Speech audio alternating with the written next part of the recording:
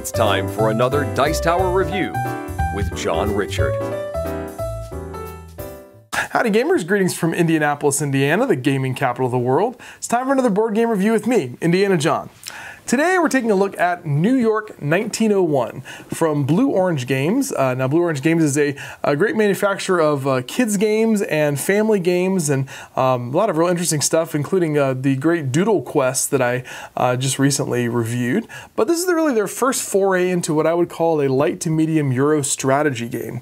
In this game you are building skyscrapers in 1901 New York City and trying to get the most points by building the best skyscrapers, the highest value skyscrapers, and you're kind of positioning yourself on a board to get the most points. So let's take a look at the setup and gameplay of New York 1901 and see if we can answer that all-important gamer question, is it fun?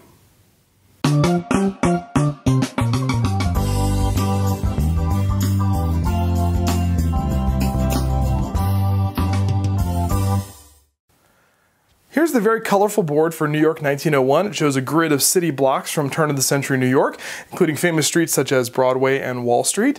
In addition to all of the player pieces and skyscraper tokens and things that you're going to get in your player color, you're also going to get dealt a randomly selected character card, and the only function of this card is to determine where your starting location is. The color doesn't really matter or anything. You're just going to be looking for this symbol right here, and then wherever that is on the board, that's where your starting location is going to go. Everybody's going to do that, and then you will start the game. Let me show you how a turn works in New York 1901. On your turn, you're going to choose between one of two actions. The first action that you can do is acquiring land and or buildings. It's kind of a combination of things. To acquire land, you're going to look at these cards right here. This is considered the open market, and then the deck is the future market. But these are the land areas that are available to be taken. So in order to acquire land, all you're going to do is take one of these cards, and you'll have your own sort of personal discard pile that you will put in front of you, and then you're going to claim this land. Now the cards themselves are either going to have a symbol on them with two blocks like that, which is represented by these spaces right here that have like a perforated line in between them. That would be a 2-block space. Or they might have something like this on them, which is a 3-block space, which are the flower spaces that are either 3 long or look like a little L. So that would be either here or here would be considered a 3-block space. So you will take, for example, this one, and then you're going to acquire it by putting it in your discard pile and then taking one of your workers and placing it onto the board, onto a space that matches that type. So I could put it, for example, right here. So then I have claimed that space, and then I have the option, as a second thing to do on my turn, is I can build. Now I'm not required to build on just on the place where I just put a worker. So if I happen to have had a worker out here, I could build there instead if I wanted to. But you do have the option after acquiring land to build. So let's say that I had guys here, and after building here, I wanted to go ahead and build a building. When you start off the game, you have to start by building the bronze buildings. But what I could do is I could just knock him off there, and then I could build a building right in that location there, and then that building's worth 2 points, and I would immediately get 2 points. If I happen to have had 2 workers that were adjacent and have taken up this much space, well now I have all of this land to work with, so I could potentially build a bigger building. So this is one that would take up more than one of those, than 2 of those blocks. So I could take those workers off and build that building. That's going to be worth 3 points. So this is the first thing that you can do in your turn. You can acquire land and or build. If you have a situation where you've already put all 4 of your workers on the board, then the only thing that you can do is to build. You have to do that in order to get workers off the board. Now I mentioned that you have to start by building the bronze buildings, and the way that this works is you have to start with bronze buildings until you get up to 6 points. Once you cross this threshold, and it's actually nice and silver on the board, then you are authorized to start building silver buildings. You can either build silver buildings just from the ground up, or you can upgrade bronze buildings to silver buildings. We'll talk about that in a second when we talk about the second action you can take on your turn. In the same way, if you want to build gold buildings, you have to wait until you get all the way up to 18 points. Once you cross that threshold, then you can either upgrade to gold buildings or build gold buildings outright. So now let's talk about the second thing that you can do on your turn, which is demolishing and upgrading. So the second thing that you can do on your turn is you can choose to demolish and rebuild or upgrade a building. What you would do here is you would take buildings that you've already built, and you would remove them from the board and replace them with another building of a higher level, meaning, you know, bronze to silver or silver to gold or bronze to gold if you're up to that level. But for example here, if I wanted to put this big 5-point building right here, then I could take my 2 bronze buildings that are each worth 2 points, pull them off the board and demolish them, and then build this in its place. These would come off the board and they go out of the game. Once they're demolished, they're demolished. And then I would have this building and I would immediately get 5 points. Now that's 5 points on top of the points that I already got for those previous buildings. You don't lose those points when you demolish the building. So there's some benefit there to demolishing and rebuilding, because you'll just continue to build on your points there. So that would be demolishing and rebuilding. Now, as the rules go for building hierarchy, if you start off with bronze buildings, then only bronze buildings can be upgraded to silver buildings. And then if you want to upgrade to gold buildings, then you would have to either upgrade silver or a combination of silver and gold. Silver and bronze. So for example, I could use this situation right here to, if I got to the gold level, I could demolish those buildings and put this in its space. It doesn't have to exactly fit. You just have to have claimed that land, and at some point you would have claimed this piece of land, even though you have an extra spot there. So then that would upgrade to a gold building, and you get 8 points for that. So you're going to continue this process of either acquiring land and building new buildings, or you're going to be upgrading buildings and demolishing and upgrading buildings. And there's also special buildings that you can build. So these are the 4 special buildings that you can build, and they count as gold buildings, so you have to be up to that gold level to be able to build them. But these actually represent real buildings that existed, or maybe still exist, in New York around 1901. So it'd be things like, this is Park Row, and you've got the Singer Building, and the Woolworth Building, and the Metropolitan Life Tower. And so you can build these just like you would build any other gold building. With the only stipulation is you can only build one of these per game. And once you've built that building, let's say that yellow player built the Metropolitan Life Building, you're going to take this little gold cup token and you're going to put it onto the building to show that it's yours. That's going to get you 12 points at the end immediately, and it's also considered a tiebreaker at the end of the game, that if the points are tied, then whoever has the highest level of the special buildings will be the winner. So based upon everything that I've said so far, you would think that the whole purpose of this game is to build skyscrapers, upgrade them, get points during the middle of the game, and then whoever has the most is the winner. And you would be right, except for a couple of wrinkles here that I haven't told you about yet. One is these things called Streets of New York bonus cards that are going to be dealt out at the beginning of the game. And there's 5 of them, and you will randomly deal out 3 of them over the course of the game. And they'll be sitting out here, and they're sort of like goals that you're going towards. The idea here is that at the end of the game, whoever has built the most buildings on a particular street that is touching that street will get 5 additional points. So for example, this one here is for Nassau and Broad Street, and whoever has the most will get 5 points. So in this situation here that I've got on the board, you can see that the yellow player has 1 building that touches Nassau. Blue has 2 and green has 3. So green is going to get 5 additional points at the end of the game for building on that street. If there happens to be a tie for the most, then nobody gets the points. So this is another strategic thing about where you're going to build your buildings. It would seem like you can build anywhere on the board if you want to, but you might want to strategically put them on certain streets in order to get those bonus points.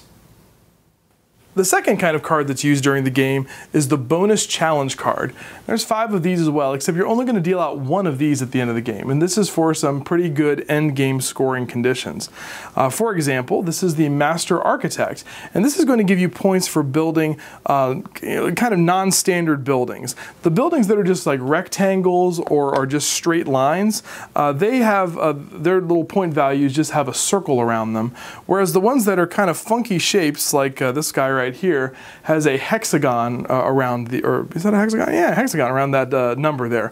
So what it's saying here is that you're going to count at the end of the game how many hexagon buildings you have on the board, and then if you have 3, you'll get 3 points. If you have 4, you'll get 6, and if you have 5, you'll get 10 additional points. So that's a way to be kind of strategic about how you build your buildings and what kind that you build. This one, Generation King, is going to give you points based upon having the most of a particular class of of buildings. So whoever has the most bronze buildings is going to get 5 points, most silver and most gold will get 5 points. So this is an incentive to maybe not upgrade your buildings all the way to gold so that you can be in the running for these additional points. In the same way, but even more so, is the Bronze Baron, which is going to give you points, potentially a lot of points, for how many bronze buildings you have left at the end. So if you have 4 bronze buildings, you get 5 points. 5 will give you 10. If you have all 6 of your bronze buildings there at the end of the game, you're going to get 15 points. But remember, you have to you have to upgrade from bronze to silver unless you're building them outright. So it makes for some interesting decisions as to whether you want to upgrade your buildings or not, because it could get you a lot of points at the end of the game. So like I said, one of these is going to come out every game. So there's going to be a little bit of a cool replayability there because it'll be a different experience every time.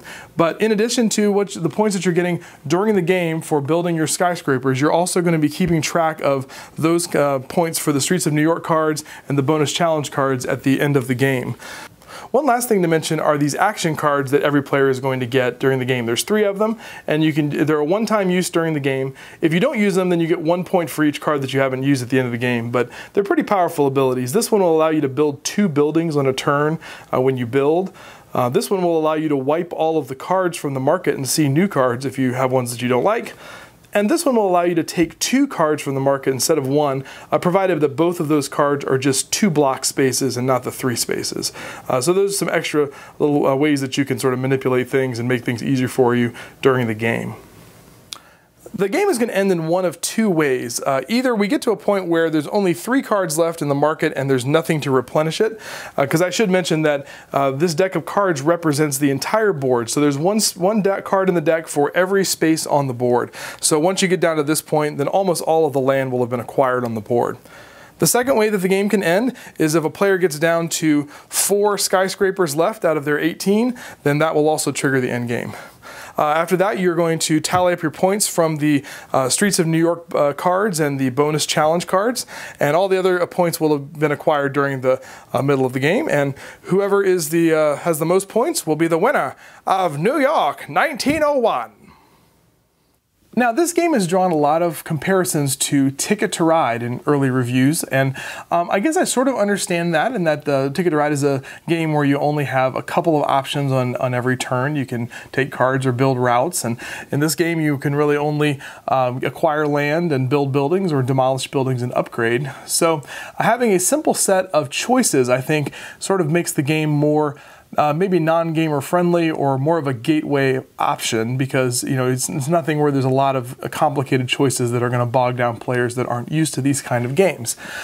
But I think beyond that, I'm not sure if I see the similarities to Ticket to Ride too much. One big difference between those 2 games is the fact that in this game, all of the point opportunities are pretty open to all players. There's no hidden routes or hidden objectives or anything.